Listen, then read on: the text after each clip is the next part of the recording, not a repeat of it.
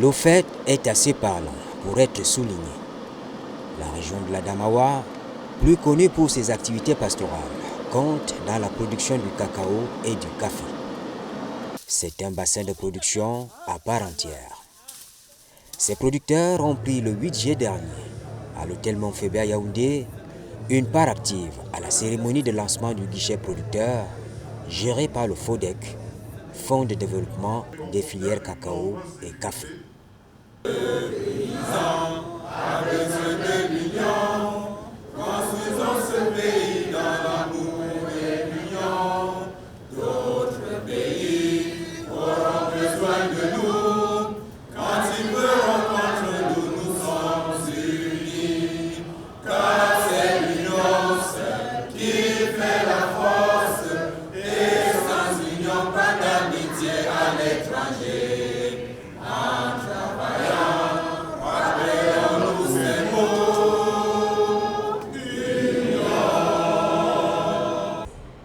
La Damawa est dans la savane humide de l'Ouest. Le café, depuis 1957, donc, a connu une très bonne production parce qu'il était bien encadré. Mais à un temps, la mise en eau du barrage de la Mapé a fait en sorte que un quart de la superficie a été envahie puisque ces cafés, on faisait cultiver ça aux gens dans les galeries forestières. Mais actuellement, le café résiste dans notre savane humide. Donc ces savanes sont humides. La Damawa est divisée en deux. La zone montagneuse est propice pour l'élevage. Nous sommes dans la dépression, dans la Damawa, dans l'arrondissement d'Mbankin. C'est dans la plaine, une plaine humide entourée des deux montagnes, le mont Mambila et le mont qui nous sépare avec le Nigeria, à 15 km du Nigeria. Le café est bon là-bas. C'est maintenant donc que les gens sont en train de relancer. Mais une autre chose, c'est que l'agriculture, bientôt on va manquer de terres. Actuellement, les terres sont nombreuses, mais bientôt on va manquer à cause de quoi? Étant à 15 km du Nigeria et 15 km du nord-ouest, nos eaux a fait en sorte que les gens se sont emportés, se sont reportés beaucoup chez nous. Nous sommes en train à la recherche de terres qui sont gratuitement, que les chefs donnent même gratuitement. Nous nous disons donc que si les natifs ne font pas l'attention, d'ici peu de temps, ils manqueront de terre parce que c'est des grandes cultures qu'ils sont en train de faire. Tout à l'heure, un ministre a parlé de la destruction de l'environnement.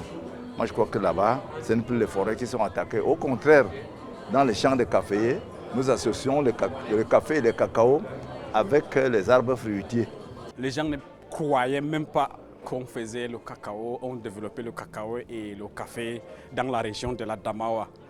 C'est une filière qui se porte à merveille malgré le fait qu'elle soit vraiment méconnue du public. Mais aujourd'hui, officiellement, au sud de tout le monde, vous comprenez que la région de la Damawa est l'un des bassins de production en termes de cacao et café pour le Cameroun. Dans le champ des politiques publiques, le guichet de financement des producteurs de cacao et de café est d'un apport certain pour les ruraux de la Damawa.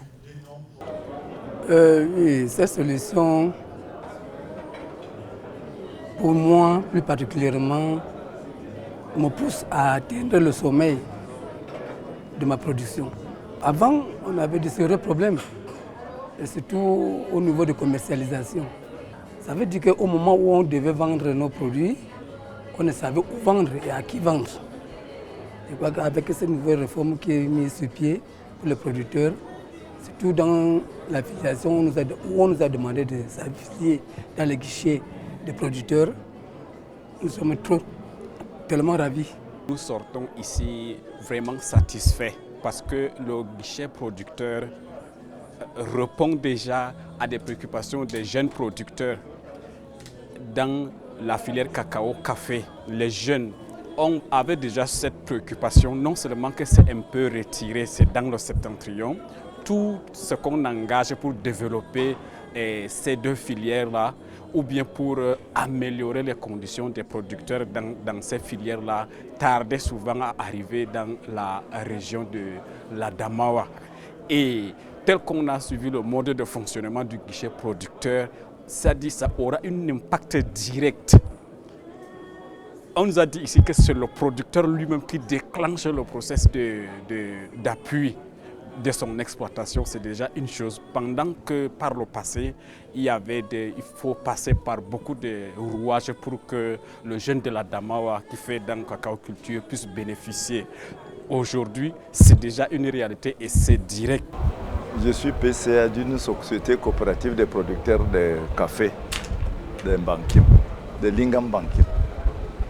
Ce guichet que nous attendions longtemps, je crois qu'elle a bienvenue, pas seulement pour moi, mais pour tous les producteurs du Cameroun, particulièrement pour ceux de Mbankim, parce qu'on vient juste de connaître la Damawa dans la production de café et de cacao. Donc si la Damawa entre au moment où il y a quelque chose de nouveau comme ça, comme un guichet des producteurs, je crois que c'est une très bonne chose, simplement comme ça. Selon le FODEC, 3 types de subventions sont délivrées.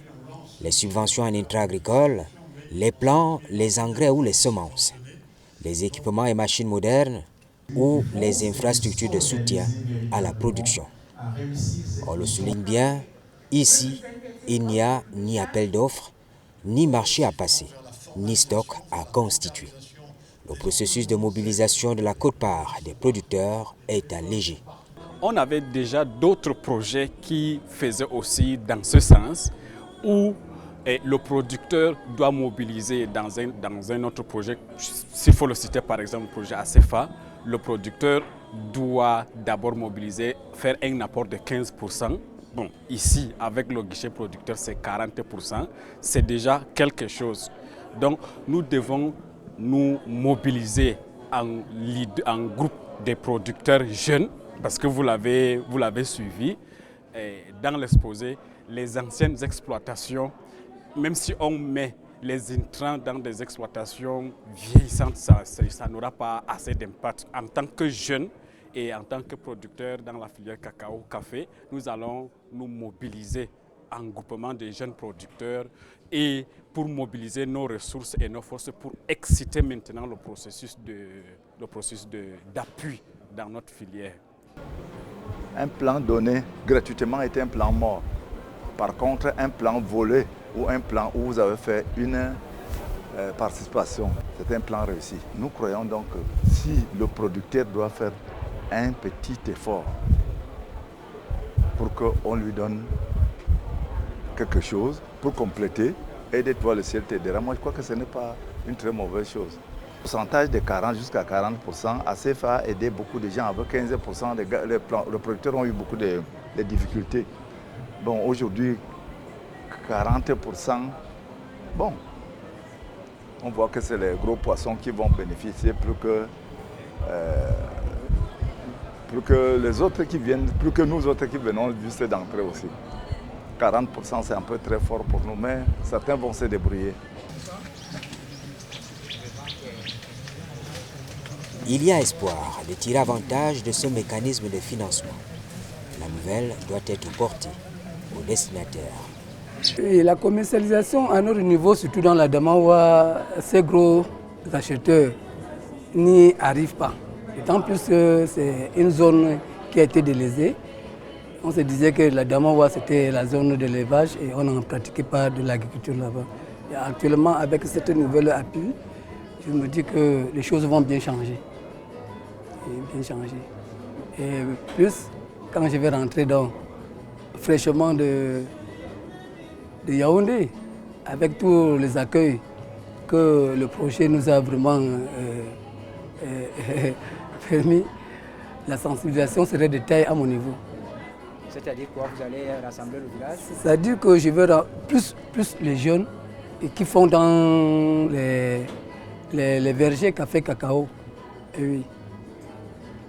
Je n'aurais pas beaucoup de choses à leur dire, telles que de se regrouper d'abord en association et de verser leur caution au niveau du projet pour pouvoir s'adhérer et en bénéficier de beaucoup d'avantages concernant leur verger café cacao. Les avantages, c'est bénéficier de la position, de la vente de leurs produits, de qualité surtout. L'État, porteur de cette belle initiative, voudrait porter l'accroissement de la production nationale du cacao à 640 000 tonnes et celle du café à 160 000 tonnes à l'horizon 2030. Dans la pratique, le guichet producteur ouvre une nouvelle page de l'agriculture au Cameroun. Par le changement de paradigme qui en structure le modèle économique, il participe à la valorisation du producteur qui devient un agent économique actif et responsable. En effet, le modèle économique du guichet producteur en appelle à la responsabilité du producteur et la subvention gouvernementale apparaît alors comme une prime à l'effort. Car les défis des filières cacao et café sont si lourds que le gouvernement ne ménagera aucun effort pour inciter les producteurs à augmenter les rendements de cacao et de café par hectare, à renouveler les vergers et augmenter les surfaces de cacao et café sans destruction du couvert végétal, à améliorer la qualité du cacao et du café. Confiant de la réussite de l'opérationnalisation du guichet producteur, je suis convaincu que la mobilisation de tous les acteurs élèvera la filière cacao et café au rang des références dans notre pays, la plaçant ipso facto au cœur de la nouvelle politique agricole nationale. Car le guichet producteur est un précurseur appelé à expérimenter une approche conçue pour être généralisée à toutes les filières. Au-delà de ses atouts touristiques, de son élevage connu, l'Adamawa pèse de son poids dans la production du cacao et du café au Cameroun.